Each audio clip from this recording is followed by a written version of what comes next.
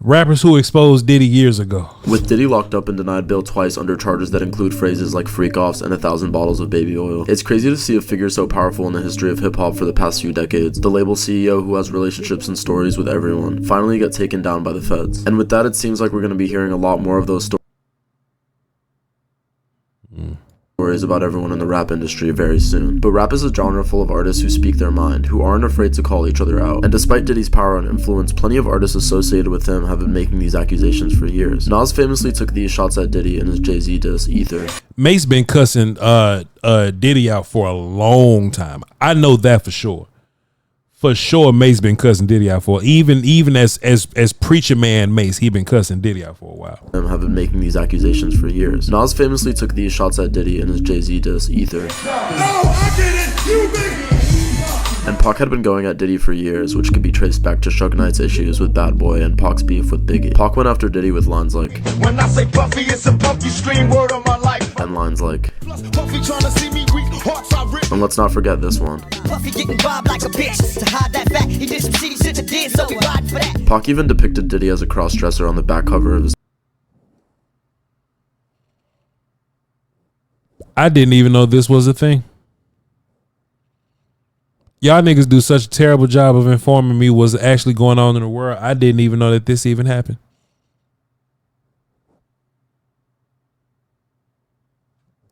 Niggas been knowing this information for 30 years, dog. We just up here just reacting on Twitch. This shit been out for 30 years, bro. Machiavelli album. Rappers who've been able to distance themselves from the industry like Mace have been giving us hints for years. Well, P. Diddy's supposed to be releasing a gospel album. What came to your mind when you heard that? What thoughts did you have? Y'all want me to answer that? I mean, yeah. I mean, can RuPaul put out a gospel album? But why has nobody come out and called Puff out more directly? Why did the whole industry keep it kind of secret, and when they did talk about something, laugh about it and move on? What? You say, I like when you do it like that, Daddy, when you scrambling and scraping for shit. Hey, man. Diddy got to the level of power that he did because he had a role to play in the industry, essentially being the Epstein of music, gatekeeping opportunities in exchange for secretly recording artists and other powerful figures at his parties. The actual deep opportunities in exchange for secretly recording artists and other powerful figures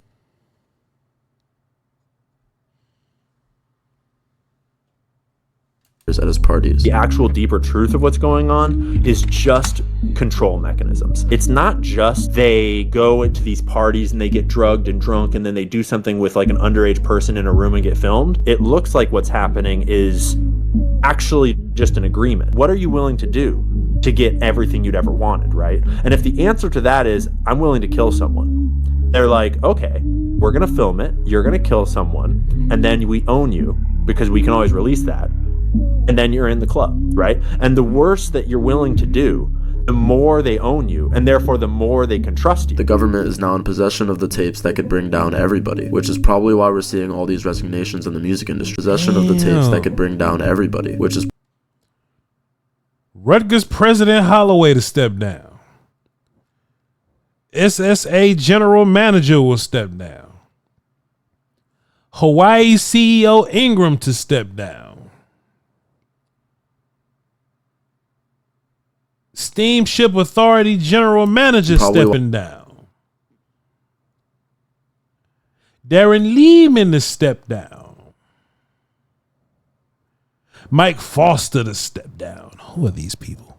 Why we're seeing all these resignations in the music. Sheila's still in the chat, y'all. Damn, I ain't know she hung in there.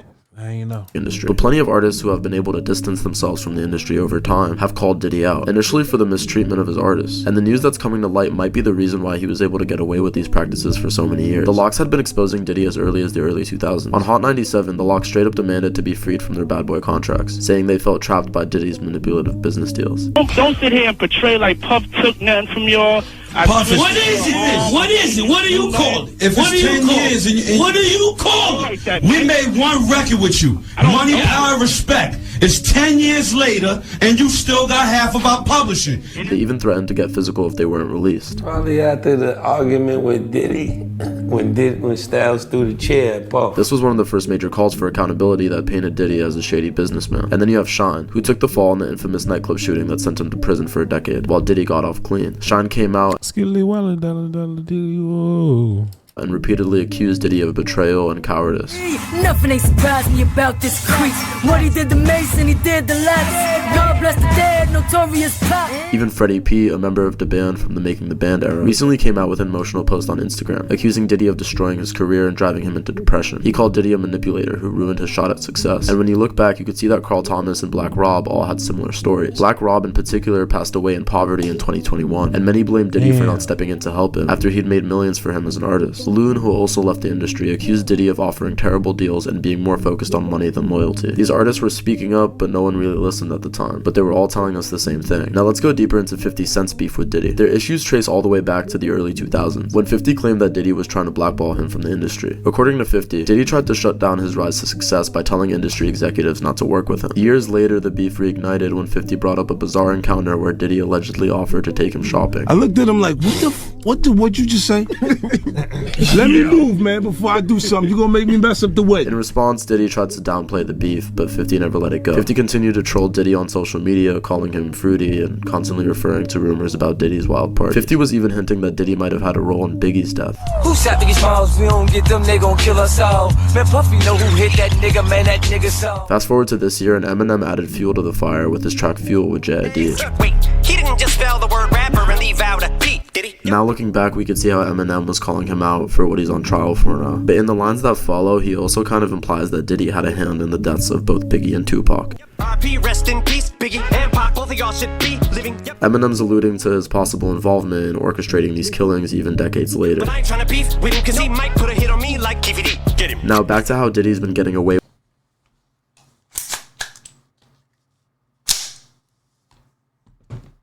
with all of this. Ye and Puff's exchanges from 2022 might be important to look back at to understand it. The first moment to look at, hey, that Kanye Drink Champs,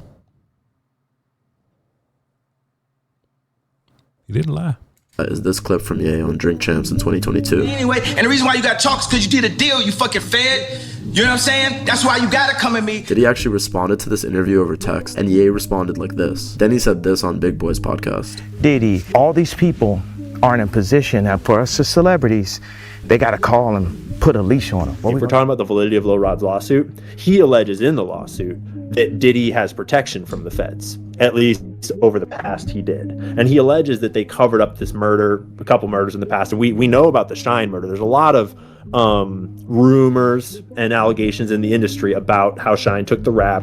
And so there's evidence of the feds protecting him for a lot of his career. So what exactly did Diddy do to bite the hand that feeds him and go down this year, when this has been going on for decades? My theory is Cat Williams knew about it in January because that's when Diddy pissed the wrong people off, suing Diageo for racial discrimination, claiming that they weren't supporting the liquor brands he had stake in as much as their other ones. So there was no plan for us to be successful. There was no equal treatment. The other brands, they had Agave planted. They had no Agave planted for me. And sometimes you have to go check even your partners to see what's really going on. And so when I saw that, I was like, nah, I'm gonna fight because it's bigger than me. It's about not just me, it's about we, it's about all of us. And that's Illuminati shit right there. Over profit. And that's the whole DeLeon situation. When you see him go to DeLeon is when you see him have some issues. It gets bad. You know, and these people have really strong relationships. Don't think that the civil case doesn't turn into a criminal case faster because he's making them uncomfortable. Now, I don't think Kendrick predicted the arrest, but I don't doubt that he knew it was coming. Diddy himself moved to New York to cooperate with authorities, and in the days leading up to the arrest, around when Kendrick dropped his Untitled track on Instagram, Diddy was showing up in public around New York from Central Park to Harlem. If Diddy goes down and his affiliates and enablers go down with him, then Kendrick's prediction on this song that the party was about to die, that the industry was about to reset, would be spot on. And we're seeing that with all these resignations and labels dropping their artists. Diddy is also on watch for deleting himself, so there's also a good chance things go down the same way they did with Epstein. He's silenced before he gets the chance to bring everyone down with him. If that happens, will things just continue as normal with the government in possession of all the career-ending blackmail that Diddy once held? Will anything really get better by just getting rid of Diddy? we'll just have to wait and see. Bruh, this shit has the potential. This shit has the potential to change everything.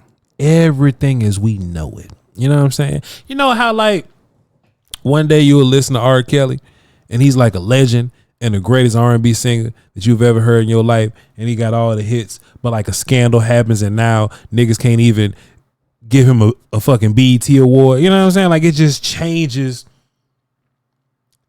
It changes the image and the perception of the business, right? Because I remember when like Versus came out, right? Remember in COVID, Versus, everybody was Versusing or whatever, and everybody was saying, "Damn, boy, if R. Kelly ever had a verse with somebody, he'll beat the shit out of whoever. You need 3 people to go verse R. Kelly. He's so great. Like the music is whatever, right? But you can't have a versus with R. Kelly because he got smut on his name, right? I wonder what, like Justin Bieber is a star. What if some wild shit come out on Bieber, on Usher, Jay-Z, Barack Obama? I don't think I'm ready. I was talking to Jeff and them yesterday, man. I was doing a post-game show or whatnot, and I was like, man, I hope don't nothing bad happen to Tom Hanks because I love Forrest Gump. Forrest Gump, one of my favorite movies. And I don't want nothing bad to. Nigga, I can't watch Toy Story and Tom Hanks ain't shit. You know what I'm saying? Niggas can't watch Color Purple no more. And Oprah involved in the shit too. And all the same niggas pop up on the list. You know what I'm saying? Like Chris Tucker will pop up on the list or something. I don't want to not wait. You know what I'm saying? It's like everybody that was worth talking about in entertainment. Anybody that was ever a star, like what if Kevin Hart or some shit? You know, I'm just up here naming names like allegedly and what is my nigga? This ain't I ain't nothing about nothing, man. But dog, like this could change like the whole. You got to throw them old DVDs and tapes away, nigga. Either that or we watch a shit ton of Cat Williams, nigga. We only watch Cat Williams. We only listen to Kendrick Lamar, nigga. That's the only thing you could do, bro. Damn, boy, Barack better not be caught up in this shit, man. I got a couple more clips, man. Let me hit this bathroom real fast though, man. Y'all don't go nowhere. Give me 20 seconds for real. Jeez.